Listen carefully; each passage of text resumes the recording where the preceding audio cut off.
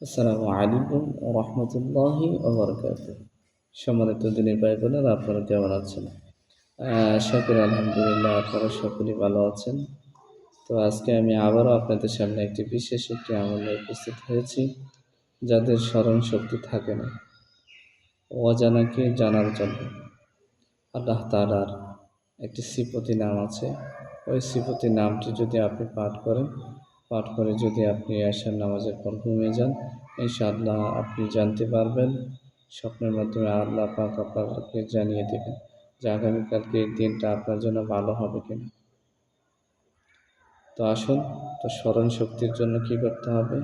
যারা স্মরণ শক্তি আসে না, মনে থাকে না, তাদের জন্য প্রত্যেক ফজরের নামাজের পরে আপনাকে ৪১ বার আল্লাহ তাআলার একটি নাম, ইয়া আলিমু, ইয়া আলিমু, ইয়া আলিমু, এই নামটি ৪১ বার পাঠ করবেন।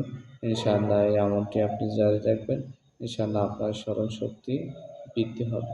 সবচাইতে বড় কথা হচ্ছে, আপনি যখন গুনাহ ছেড়ে দিবেন, তখন আপনার সমস্ত জিনিসগুলোই মনে থাকবে।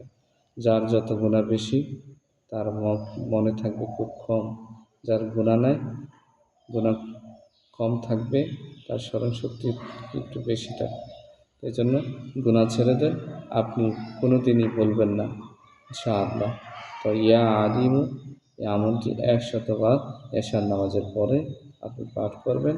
ইনশাআল্লাহ আল্লাহ পাক রব্বুল আলামিন আপনাকে অজানা বিষয় জানিয়ে দেবেন স্বপ্নের মাধ্যমে। আল্লাহ পাক প্রত্যেককেই এই আমল করার তৌফিক দান করুন। আসসালামু আলাইকুম ওয়া রাহমাতুল্লাহি ওয়া বারাকাতুহু।